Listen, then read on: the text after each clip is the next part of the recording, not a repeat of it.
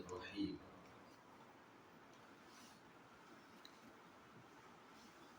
اذهبوا بقميصي هذا فألقوه على وجه أبي يأتي بصيرا وأتوني بأهلكم أجمعين.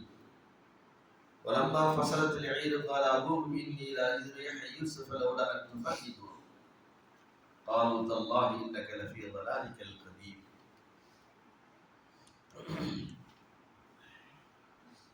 اذهبوا بقميصي هذا.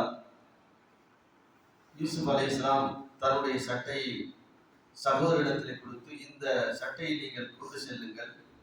فألقوه على وجه أبي, என் தந்தையினுடைய முகத்தில் இதை நீங்கள் போடுங்கள். அப்படி போட்டால் யத்தி பசீரா, அவருக்கு பார்வை மிக தெளிவாக வந்துவிடும். வஅத்தூனி பிஅஹ்லிக்கும் அஜ்மஈன், எனவே உங்களுடைய குடும்பத்தில் இருக்கின்ற அனைவர்களும் நீங்கள் இந்த எகிப்தை நோக்கி வாருங்கள் என்று யூசுப் அலைஹிஸ்ஸலாத்து வஸலாம் அவர்கள் கூறியிருக்கிறார். இது 12வது அத்தியாயத்துடைய 93வது வசனத்திலிருந்து 96வது வசனம் வரைக்கும் உள்ள அந்த செய்திகள் என்னவென்றால், யூசுப் அலைஹிஸ்ஸலாம் அவரிடத்திலே அவருடைய சகோதரர்கள் எல்லாம் இந்த மாதிரி நீங்க தான் யூசுப் என்பதை இப்போது தெரிந்து விட்டது, எங்களை நீங்கள் குற்றம் பிடிக்க வேண்டாம் என்றெல்லாம் அவர்கள் சொன்னதற்கு பின்பு யூசுப் அலைஹிஸ்ஸலாம் சொன்னார்கள், அல்லாஹ் உங்களுடைய பாவங்களை மன்னிக்கட்டும், அல்லாஹ்வுக்கு நீங்கள் மன்னிப்பு தேடிக் கொள்ளுங்கள் என்று சொன்னதற்கு பின்பு யூசுப் அலைஹிஸ்ஸலாம் தன்னுடைய சட்டையை கழட்டி அந்த சகோதரத்திலே கொடுத்து சொல்கின்றார்கள், இந்த சட்டையை நீங்கள் உங்களுடைய தந்தையிடத்திலே அவருடைய முகத்தில் இதை போடுங்கள், போட்டால் அவருக்கு பார்வை வந்துவிடும். ஏனால் பார்வை இப்பொழுது இல்லாமல் இருக்கின்றது. அழுது யூசுப்பை நினைத்து அழுது அந்த கவலையின் காரணமாக அவருடைய கண்கள் எல்லாம் என்ன செஞ்ச ரத்தமே இழந்து அது வெண்மை நிறத்தை அடைந்து பார்வை இழந்தவர்களாக ஆகிவிட்டார்கள். ஆகையினால் அந்த சட்டையை நீங்கள் போட்டால் பார்வை அவர்களுக்கு தெளிவாக வந்துவிடும். இதை நீங்கள் எடுத்து சென்று அதற்கடுத்து உங்களுடைய குடும்பத்தில் இருக்கின்ற அனைவர்களும், அதாவது என்னுடைய பெற்றோர்கள், உற்றார் உறவினர்கள், இந்த உறவினர்கள் அங்கே சிரமப்பட்டு இருக்கிறாங்க. அதாவது அகிலிக்கும் அப்படிங்கிறாங்க, உங்களுடைய குடும்பத்தார்கள், அந்த தாய் வழி உறவுகள், தந்தை வழி உறவுகள் அனைவருமே நீங்க என்ன செய்ய, எகிப்தை நோக்கி வாருங்கள் அப்படின்னு சொல்லிட்டு அந்த தன்னுடைய சகோதரத்திலே அவர் சொல்லிக்கிட்டார். அப்ப இவங்க என்ன செய்யறாங்க, அந்த சட்டையை எடுத்துக்கொண்டு செல்கின்றார்கள். இங்க இன்னொரு விஷயத்தை நாம் விளங்க வேண்டும். இதை சிலர் தவறாக புரிந்து கொண்டு யூசுப் அலைஹிஸ்ஸலாம் அவர்கள் தன்னுடைய சட்டையை எடுத்து தனது தந்தைக்கு கொடுக்கின்றார் என்றால் அந்த சட்டையின் மூலியமாக ஏதோ ஒரு பரக்கத்து இருக்குது, ஏதோ ஒரு நன்மை இருப்பதாக தான் அவர்கள் செய்திருக்கிறார்கள். இப்ப நபிமார்கள் அணிந்திருக்கக்கூடிய அந்த ஒரு உடலிலே அந்த துணிகளில் ஒரு பரக்கத்து இருப்பதன் காரணமாகத்தான் யூசுப் அலைஹிஸ்ஸலாம் என்ன செய்யறாங்க, சட்டையை எடுத்து கொடுத்து தந்தையிடத்தில் போடுங்கள் அப்படிங்கிறாங்க. இப்ப அது மாதிரி தான் கபர்களில் போட்டிருக்கக்கூடிய அந்த துணிகள் இருக்கின்றது, அது பரக்கத்து பொருந்திய துணி. எதை கம்பேர் பண்றாங்க, அவரும் நபி. யாரு நபிங்கிறவங்க தன்னுடைய சுயேஷ்டத்துக்கு எதையும் செய்ய மாட்டாங்க. நபிமார்கள் வஹீ செய்தியின் அடிப்படையில் தான் செயல்படுவாங்க. அப்ப அந்த அடிப்படையில் அவங்க என்ன செய்யறாங்க, தன்னுடைய சட்டையை எடுத்து கொடுத்து, இதெல்லாம் அல்லாஹ்வுடைய கட்டளை. யூசுப் அலைஹிஸ்ஸலாம் சுயமாக தன்னிச்சையாக எதையும் செய்ய, ஏன்னா நபி அவங்க. அப்ப நபிமார்கள் செய்யக்கூடியவர்கள் எல்லாம் வஹீயை தவிர வேறொன்றும் இல்லை. அந்த அடிப்படையில் தான் என்ன செய்யறாங்க, சட்டையை கொடுத்து இதை கொண்டு போடுங்க அப்படின்னாங்க. உடனே இதை நாம என்ன செஞ்சிடக்கூடாது, அது பெரிய பரக்கத்து இருக்குது, இதை நபிமார்கள் அவர்களுக்கு உண்டான சில விசேஷமான தன்மைகள் இருக்குது, அதை கொண்டு ஒரு சாதாரண மனிதர்களோடு என்ன செய்யக்கூடாது, கம்பேர் பண்ணவே கூடாது. நபி ஸல்லல்லாஹு அலைஹி வஸல்லம் என்ன செஞ்சாங்க, ஒரு கிளாஸ் தண்ணியை ஒரு கிளாஸ் பாலை குடிச்சிட்டு அந்த பால் அங்க இருக்கக்கூடிய கிட்டத்தட்ட ஒரு 80 சஹாபாக்கள் குடிச்சிருக்கிறாங்க. அதனால அவங்களுக்கு பரக்கத்து இருப்பதனால ஒரு அவுலியாங்கிற இவர் குடிச்சு கொடுத்தாங்கன்னா அதுக்கு 80 பேர் குடிக்க, அது சொல்லவே மாட்டாங்க. அதுல பரக்கத்து இருக்குன்னு சொல்லுவாங்களே தவிர, ஆனா அது மாதிரி 80 பேர் குடிக்கலாமா 50 பேர் குடிக்கலாம் அப்படின்னு சொல்லி சொல்லுவாங்கன்னா, ஏன்னா அது வந்தாங்கன்னா அது நபிமார்களுக்கு உண்டான முஅஜிஸா.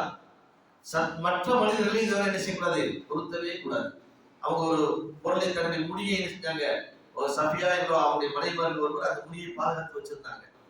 ஒரு சஹாபி என்ன செய்யறாங்க, அல்லாஹ்வுடைய தூதர் அணிந்திருந்த ஒரு ஆடை, இந்த ஆடை ரொம்ப அழகா இருக்கு எனக்கு தாங்கன்னு கேட்கிறாங்க.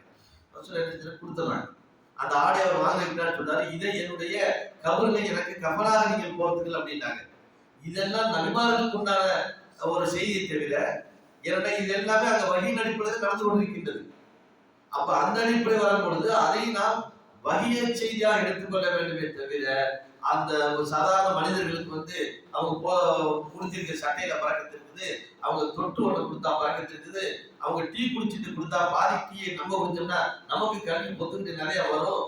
அதே போல கபூர்ல பொத்தி இருக்கக்கூடிய அந்த துணியை தொட்டு முத்தம் வச்சுனா அதுக்கு பெரிய நன்மை இருக்குது, அது பெரிய பறக்கத்து. அந்த நாசாவை போய் எங்க வைக்கிறது, கபூர்ல வைக்கிறது, அதுல பறக்கத்து இருக்குது. இந்த மாதிரியான தவறான சிந்தனைகள் கூட அடிப்படை விஷயம் விளையாத காரணமாக தான் நபிமார்கள் செய்கின்றார் என்றால் அவங்க சுய இஷ்டத்தில் எதையும் செய்யவே மாட்டார்கள். அந்த அடிப்படை விஷயத்தை நம்ம விலகி கொண்டால் இது எல்லாம் நம்ம வேறுபடுத்தி காட்டிடலாம். எதுல பறக்கத்து இருக்குது, எதுல பறக்கத்து இல்லை, நாமளா பறக்கத்தை முடிவு செய்ய முடியுமா என்றால் முடிவு செய்யவே முடியாது. ஒரு உதாரணத்துக்கு தவாப் செய்கின்றோம், தவாப் செய்து விட்டு ஹஜ்ஜல் அஸ்வதை கல்லை முத்தமிடுகின்றோம். முத்தமிடுவதை எதனால்? இது ஒவ்வொருவரும் மிக தெளிவாக சொல்றாங்க. அவங்க முத்தமிட்டு சொல்றாங்க, ரசூலுல்லாஹ் பிந்தி நடந்த சம்பவம். முத்தமிட்டு சொல்கிறார்கள், இன்னக ஹஜ்ருன் லா தன்ஃபா வலா ததுர். நீ ஒரு கல்லு அப்படிங்கிறாங்க.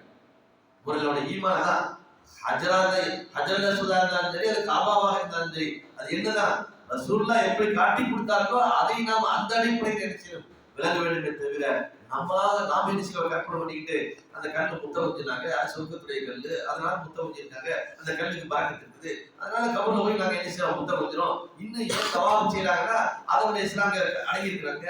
அதனால அந்த காபாவை நம்ம என்ன செய்யறோம், 7 தடவை தவாப் செய்யலாம். காபாவை இந்த கபூர்களே நம்ம என்ன செய்யலாம், தவாப் செய்யலாம். உமர்ல சொன்னாங்க, இந்த ஹஜ்ருன் லா தக்ஃபு வலா ததுர். நீ ஒரு கல்லு, உனக்கு எந்த நன்மை அளிக்கக்கூடிய ஒரு சக்தி இல்லை, இன்னும் தீமை அளிக்கக்கூடிய சக்தி இல்லை என்று மிக தெளிவாக சொல்கிறார்கள். நான் ஏன் உன்னை முத்தமிடுகின்றேன் என்று சொன்னால், நபிகள் ஸல்லல்லாஹு அலைஹி வஸல்லம் அவர்கள் முத்தமிட்டார்கள், அதனால நான் முத்தமிடுகின்றேன். நபி அவங்க எதனால் முத்தமிட்டாங்க, வஹி செய்தி. அப்ப இந்த மாதிரி வஹியையும் மற்றதையும் பிரித்து அடிப்படை விஷயத்தை நாம விளங்காத காரணமாகத்தான் என்ன செய்யணும், அதுல பறக்கத்து இருக்குது, இதுல பறக்கத்து இருக்குது, அவருக்கு தொட்டு கொடுத்தா பறக்கத்துக்கு, இவர் கல்லாப்பட்டி பக்கத்துல உட்கார்ந்து யாசின் போது அந்த பறக்கத்து வந்துடும் என்றெல்லாம் தவறான சிந்தனை வருவதற்கு அடிப்படை காரணம் என்னவென்றால், நம்ம மார்க்கத்துடைய அகீதா, அந்த அடிப்படை கொள்கை பார்த்தீங்களா, அதுக்கு நம்ம என்ன செய்ய சரியாக விளங்காதான் காரணம். ஆகையால் இந்த சட்டையை கொடுத்தாங்க என்று சொன்னா இது அல்லாஹ்வுடைய கட்டளையின் அடிப்படையில் அதை என்ன செய்தார், கொடுத்து விடுகின்றார்கள். சரி, அதே மாதிரி அந்த சட்டையை கொண்டு வருகின்றார்கள். கொண்டு வந்து சகோதரர் என்ன செய்தார்கள், வலமா ஃபஸலத்தில் ஈது கலா உம்மி நீலா ரிஹலி லவ்லா யூசுஃப இன்னிலா யூசுஃப லவ்லா அன்துஃபன் ஃபன்னிதூன் அப்படிங்கிறாங்க. இந்த மாதிரி சட்டையை கொண்டு வந்து அங்க கொடுத்து விடுறாங்க. வரும் பொழுது யாக்கூப் அலைஹிஸ்ஸலாம் ஒரு வார்த்தை சொல்றாங்க, இன்னும் சந்திக்கல, சட்டையை கொண்டு வந்து போடல, அதுக்கு முன்பே சொல்றாங்க, நீங்க எல்லாம் என்னை அறிவு மணிங்கியவர்கள் என்று சொல்லக்கூடும். அறிவு மணிங்கி விட்டது, அறிவில்லை என்று சொல்ல வயது முதிர்ந்துச்சுல, நான் புலம்புறதாக நீங்கள் நினைக்கக்கூடும். ஆனால் யூசுஃபுடைய அந்த வாடை என்று எனக்கு அளிக்கின்றது. யூசுஃபுடைய வாடை எனக்கு அளிக்கின்றது அப்படின்னு எப்ப சொல்றாங்க, இன்னும் வரவே இல்லை. இவங்க யாரு, நபி. அதனால நபி யாக்கூப் அலைஹிஸ்ஸலாம் நினைச்சாங்க, அந்த இதை புரிஞ்சுக்கிட்டாங்க. சரி, யூசுப் தன்னுடைய சட்டையை கட்டி கொடுத்திருக்கிறாரு, அந்த சட்டையை கொண்டு நம்ம போடுவாங்க எல்லாம் அவர்கள் வஹியின் அடிப்படையில் புரிந்து கொண்டுதான் சொன்னார்கள். யூசுஃபுடைய அந்த வாடையை நான் அறிகின்றேன். ஏன்னா ஒரு மனிதன் ஒரு ஆடை அணிந்தால் அந்த ஆடையை நினைச்சிருக்கிறோம், அவங்களுடைய வாடை இருந்துட்டே. இந்த சட்டையை நான் தொடர்ந்து அணிகிறேன் என்றால் அந்த ஆடையில் என்ன இருக்கும், ஒரு மனிதனுடைய வேர்வை துணிகள் அதெல்லாம் அந்த வாடை இருப்பதனால் அதை என்ன செய்கிறார்கள் சொல்லியிருந்தார். அப்போ அவங்க சொல்லி இதை சொல்லி காலாவும் என்னை நீங்கள் அறிவு மணிங்கியவர் என்று நீங்கள் நினைக்க கூடும். இருந்தால் இது உண்மைதான். யூசுஃபுடைய சட்டை வந்து கொண்டே இருக்கின்றது. அப்பொழுது அங்கே கூட இருந்த உறவுக்காரர்கள் சொன்னார்கள், நீங்கள் இன்னும் அல்லாஹ்வை சத்தியமாக பழைய வழிகட்டில் தான் இருக்கின்றீர்கள். அந்த உறவுக்காரன் சொன்னாங்க, என்ன பிள்ளைகள் இங்க வரல, உறவுக்காரன் பக்கத்தில் இருக்கும்போது சொல்றாங்க, யூசுஃபுடைய சட்டை எனக்கு அந்த வாடை வந்து கொண்டு இருக்கின்றது அப்படின்னு சொல்லும் பொழுது உறவுக்காரன் சொன்னார்கள், நீங்க இன்னும் அந்த பழைய நிலைப்பிலேயே இருக்கீங்க, வழிகேட்டில் தான் இன்னும் இருக்கீங்க என்று அவர்கள் சொல்லும் பொழுது யாக்கூப் அலைஹிஸ்ஸலாம் என்ன செய்தார்கள். அதற்கடுத்து அந்த சட்டை வந்ததற்கு பின்பு என்ன நடந்தது என்பதை இன்ஷா அல்லாஹ் அடுத்த வசனத்தில் நாம் பார்ப்போம்.